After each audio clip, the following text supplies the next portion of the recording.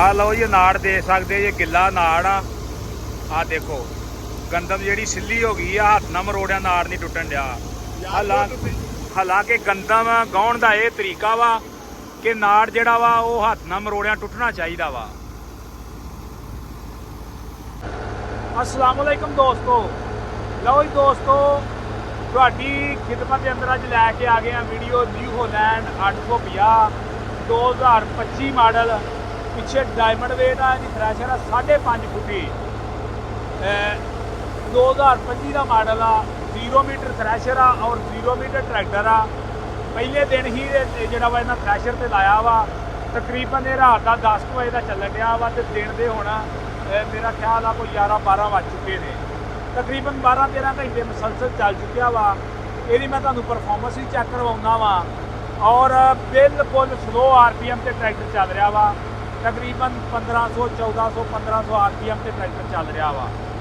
और बंदे बड़े सवाल करते हैं कि थ्रैशर से ट्रैक्टर किन्नी रेस से चलना चाहिए वा। तो लो जी दोस्तों सबूत तुहाडे सामने आ। ट्रैक्टर जिहड़ा वा बिल्कुल 1400-1500 RPM से चल रहा वा। और बंदे कह देंगे 2200 से चलाना चाहिए वा। मैं भाई होना का सवाल किया भी 1800 से 1700-1800 से चलाओ। भाई होनी आते हैं जी 1700-1800 से जाके स्पीड इन्नी ज़्यादा हो जाती है कि ये जोड़े दाने अगे तूड़ी घलाउंदा वा। यानी कि कह लो कि ये अपनी जी पावर आ वो 1400-1500 चक्कर से पूरी कर रहा वा। और थ्रैशर की बिल्कुल नॉर्मल चलन रही आ।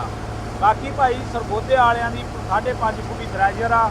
माड़े ट्रैक्टर के वास का रोक नहीं इस थ्रैशर की चलाना। निक्कियां निक्कियां थ्रैशर तुसीं चलदियां वेखियां वा। वड्डी थ्रैशर जिहड़ी सरगोधे वालियां दी आ ਉਹਨੂੰ जीदा ट्रैक्टर ही चलाउंदा वा और तगड़ा ट्रैक्टर चलाउंदा वा। ते सरगोधे वाली थ्रैशर ते जीदा ट्रैक्टर होवे ते कणक भावें जिद्दां दी मर्जी होवे घड़ियां खो करी आउंदे आ। ट्रैक्टर ना मरिया होवे अगे। बाकी मैं तुहानू मुकम्मल ट्रैक्टर चार्ज फिर चैक करवाउंदा वा और ट्रैक्टर थ्रैशर का जिहड़ा रिजल्ट आ वो भी चैक करवाउंदा वा।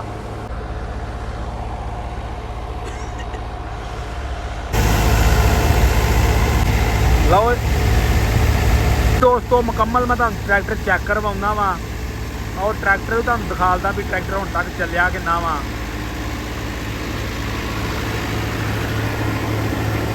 देख सकते तुसीं जी ट्रैक्टर 1450-1500 RPM से चलन दिया वा और मसलसल 11-12 घंटिया तो थ्रैशर से चलन दिया वा।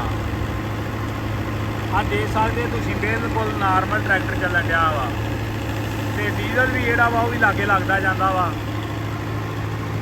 बाकी तुहानू मैं पिछों जाके थ्रैशर की भी कारकरदगी चैक करवाउंदा वा और इस साइड तो तुहानू ट्रैक्टर चैक करवाउंदे आ। ट्रैक्टर के बहुत शोर सुधारदा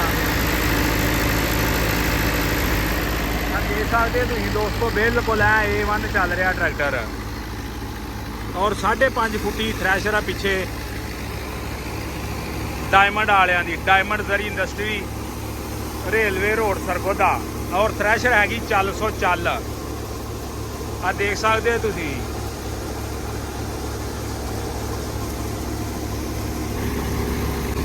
परली साइड तो मैं तुहानू जाके चैक करवाउंदा वा और ट्रैक्टर बिल्कुल स्लो RPM से चल रहा।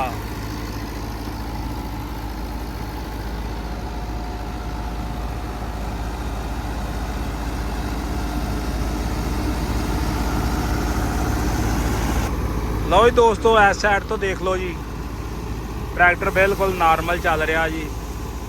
गंदम भी सिल्ली आ। कल बारिश हुई सी बल्कि परसों हुई सी बारिश तो कल का ही दिन लंघिया तो रात ही इन्हें ला ली लियान के थ्रैशर।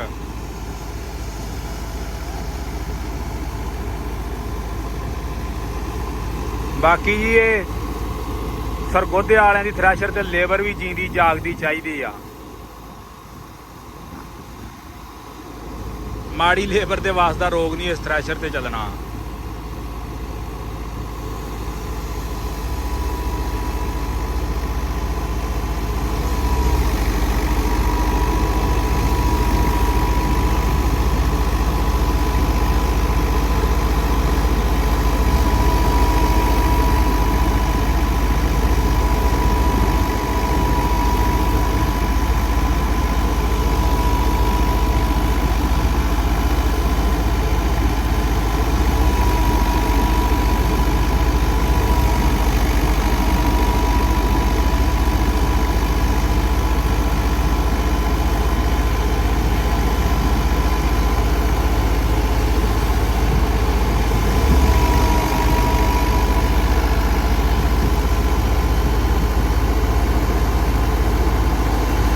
ਉਹ ਨਾੜ ਥੋੜਾ ਜਿਹਾ ਤੋੜ ਕੇ ਵਿਖਾਲ ਘੁਮਾ ਕੇ ਜਿਵੇਂ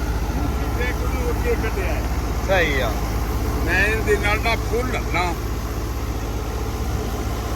ਆ ਲਓ ਜੀ ਨਾੜ ਦੇ ਸਕਦੇ ਜੇ ਗਿੱਲਾ ਨਾੜ ਆ ਦੇਖੋ ਗੰਦਮ ਜਿਹੜੀ ਸਿੱਲੀ ਹੋ ਗਈ ਆ ਹੱਥ ਨਾਲ ਮਰੋੜਿਆ ਨਾੜ ਨਹੀਂ ਟੁੱਟਣ ਡਿਆ ਹਾਲਾਂਕਿ ਗੰਦਮ ਗਾਉਣ ਦਾ ਇਹ ਤਰੀਕਾ ਵਾ ਕਿ ਨਾੜ ਜਿਹੜਾ ਵਾ ਉਹ ਹੱਥ ਨਾਲ ਮਰੋੜਿਆ ਟੁੱਟਣਾ ਚਾਹੀਦਾ ਵਾ।